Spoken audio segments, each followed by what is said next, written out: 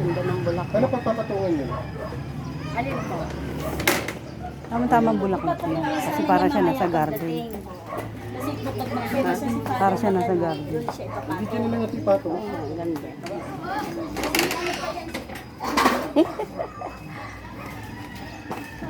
Hawakan mo ito yan. Ay, kahit hindi na siguro kasi plywood naman yun nasa ilalim. Okay. Sige. Basta papatong ulit. Yan doon nga siya mag-ano mamaya. Kasi kung dito si Father dito magaling, papatong siya dito. Doon nga sila nagpapatungan. So, ang gawin naman muna namin ay Sobrang naman sa dito. Dito. Hindi dapat ito mo po.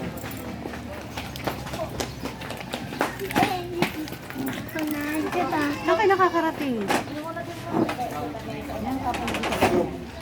Kasi naman siguro dito, di ba sa ilalim? Eh, sa ilalim. Oh, ang ganda niya pala. Kahit hindi nalagyan na sa ilalim. Naman. Papatong natin yung dito. Oo, nakailalim.